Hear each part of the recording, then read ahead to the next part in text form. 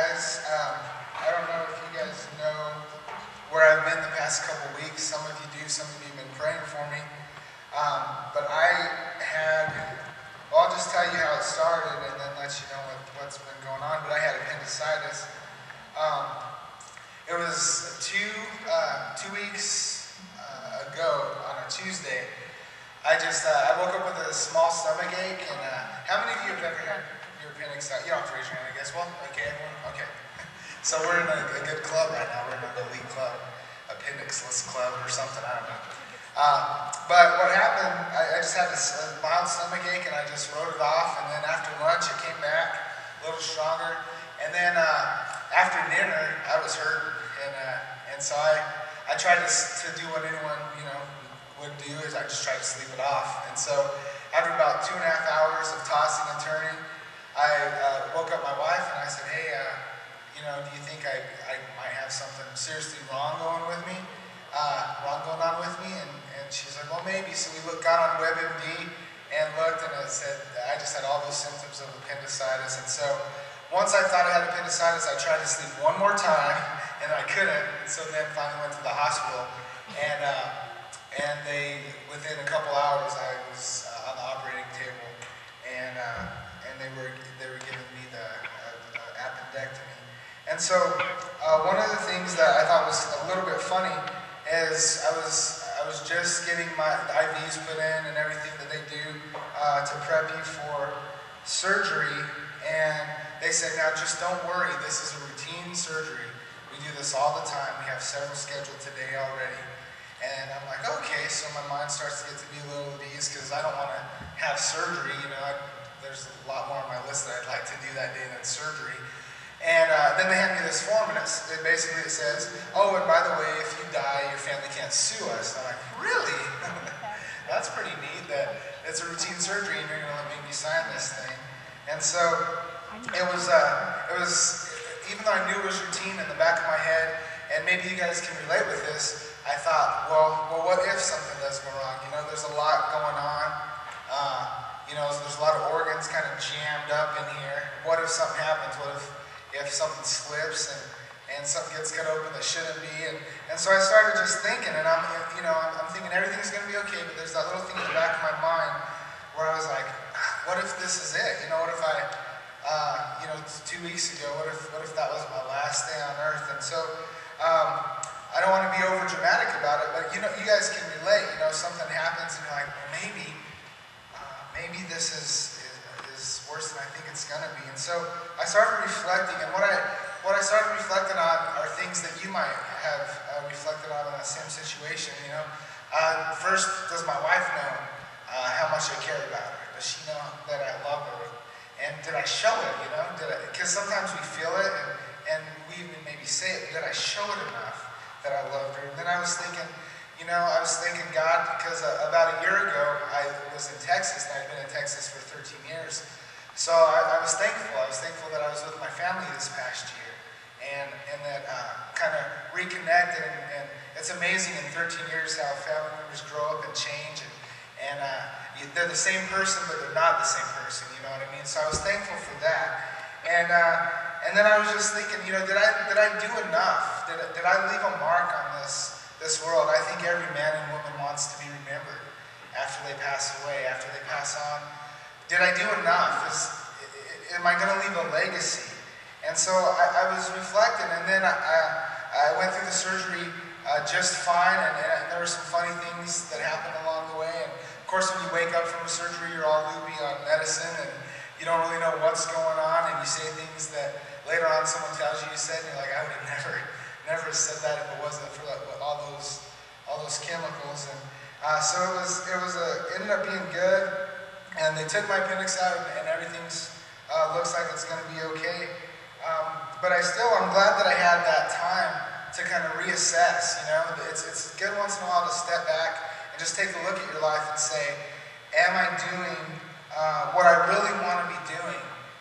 There's times in our lives where we're doing a lot of stuff, but are we really doing what we want to do? Are we really doing what's important to us?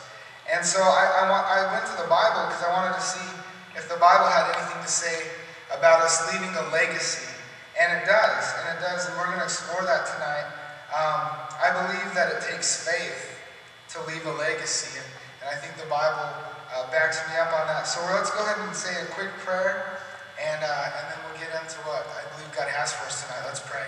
Dear God, we thank you so much, Lord, and I just want to thank you for this church, this family, God, and many of whom prayed for me, Lord, and thank you for answering those prayers, God, and giving me a safe surgery and a quick recovery, Lord. And God, I just lift up those people here tonight, God, who need healing or who need help with the struggle, God. I just pray that you would help them out too, God, because what you do for me, you're going to do for everyone, because you love us all the same, Lord. And God, I just ask that your word tonight, simple as it is, God, would just pierce our hearts, God, and it would change our lives. It would help us to be closer to you. In Jesus' name, amen.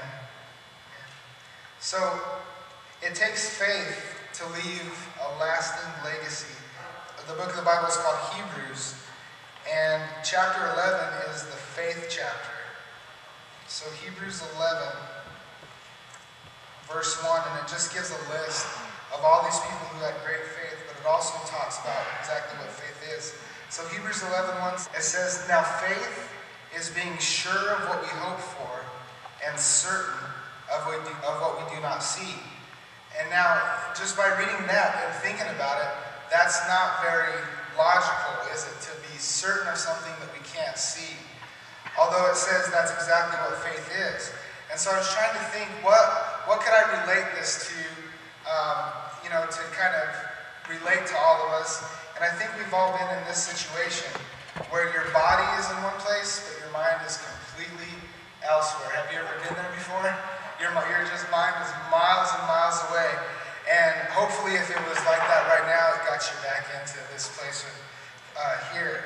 But the body's in one place, the mind is somewhere totally different. And I think some examples of that when we're tired, all you can think about is that bed or that pillow, I just want to be there. Your body's right here, but you're thinking of that bed. Or you're hungry, and you're just thinking of that favorite restaurant or that favorite meal or whatever's in the fridge that you put away special for the evening. Or when a game's going on. For me, like sometimes even during church, the Broncos will be playing, and I'll be listening to the message, and I'll find my mind wandering a little bit. Man, I wonder if the Broncos are going to win another game this season. Can they win more than 3 this next year? And I find my mind wandering. So that's kind of how faith is, except it works in just a little different way. Our bodies are here. There's no doubt we're right here in this room right now. But a lot of us can have faith for something that we can't see on down the road. And some simple illustrations I can think of are like I just said, some of us are tired, but we have faith that our bed is right where we left it. We're going to go home and our bed's going to be right there. We're going to be able to crawl in it and go to sleep. Or some of us, hopefully you're not hungry because you've eaten that good meal tonight. But when you're hungry, you have faith that refrigerator is right where you left it. And you open it up and that food's going to be right in there. Or that McDonald's is still on Pueblo Boulevard or Highway 50. You can still go to that place and order your Big Mac if that's what it is that you want. So you have faith that you still have food or that someone will provide it for you. Or think about this. This takes a little bit greater faith. When you're waiting on a ride, you've called up a friend and said, "Hey, can you come get me? I'm stranded here." And they say, "Okay, I'll be there in 20 minutes." And 20 minutes later come. And you're like, "Well, they're reliable. I know they're going to be there. I have faith in them." And hopefully for you, most of the time, that's true. And you're not just there, stuck there. So your body's here, but you're thinking about something, a goal or a person that you put faith in. And then there's kind of like a space there, and that's what you can't see. That's what's in the way of what you can't see. So faith is being sure of what we hope for and certain of what we don't see. And when I was talking about, you being tired and your bed's right where it is, none of us really think it's not there right now. I mean, it's possible that someone's playing a horrible joke on us and they've taken it, but probably not.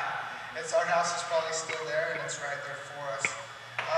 But we need to put our faith in the right things. I think the most important thing is putting our faith in Jesus, because he's the one that gives us the power that can save us. He saves us from our circumstances and our sin. He forgives us. A lot of times we've done some things and we're like, I don't know if anyone can forgive us, but Jesus can forgive us and he helps us. He helps us along the way in our struggles. I know when I just had my surgery, he was right there with me and helped me along the way. And many of you have had either health struggles or struggles, and you know that someone or something was helping you through it. And that was Jesus. And just seeing you through life. You know, sometimes we're not facing this huge struggle, but life just gets rough sometimes, you know. Either it's happening way too fast or it's way too slow, and just we need help through life. When we put our faith in the right things, it pans out for us. You know, if we have a car that's reliable, we have faith that it will start up, and it will. Things pan out. If we put our faith in the right people, they come through for us, don't they? Most of the time, right? And then when we put our faith in Jesus, it always works out for the best. And sometimes, not like we expected, but always for the best. You know, and sometimes those things that we think about that we're like, man, if I could have done it, I'd have done it a different way. And then years down the road, we look back and we see that it really did work out for the best. And so faith is being sure of what we hope for and certain of what we do not see. And so second, I want to take a look again at Hebrews 11 still. And we're going to look at some of the guys in the Bible who had great faith. These are people that you might have heard of them. Perhaps you'll recognize their names and what they're doing. So if you'll go to Hebrews 11, and we're going to start at verse 7, and we're going to go to verse 31. We're going to read about these people together and just kind of see the faith that they exhibited. It says this: by faith Noah, when warned about things not yet seen, in holy fear he built an ark to save his family. By his faith he condemned the world and became an heir of the righteousness that comes by faith. By faith Abraham, when called to go to a place that he would later receive as an inheritance, obeyed and he went, even though he did not know where he was going. By faith he made his home in the promised land like a stranger in a foreign country. He lived in tents, as did Isaac and Jacob, who were heirs with him of the same promise. For he was looking forward to the city with foundations, whose architect and builder is God.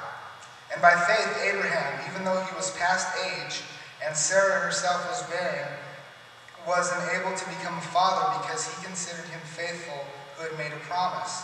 And so from this one man, and he as good as deed, came descendants as numerous as the stars in the sky, and as countless as the sand on the seashore. And it says this: all of these people were still living by faith when they died. They did not receive the things promised, at least in full. They only saw them and welcomed them from a distance, and they admitted that they were aliens and strangers on this earth. People who say such things show that they are looking for a country of their own. If they'd been thinking of the country they had left, they would have had opportunity to return. Instead, they were longing for a better country, a heavenly one. Therefore, God is not ashamed to be called their God, for he has prepared a city for them. And we'll pause for a second and just talk about that. All of these people, Noah, Abraham, they were living by faith, and God promised them a certain thing, and some of them actually did die before it actually came to pass, but their sons and their sons' sons were able to see that promise fulfilled. And then there was this ultimate promise, the promise that we get to be with God forever. And it's talked about how he's building a city, and he's prepared a city for them, and he's prepared it for us. Now in verse 17 it continues with Abraham. It says, by faith Abraham, when God tested him,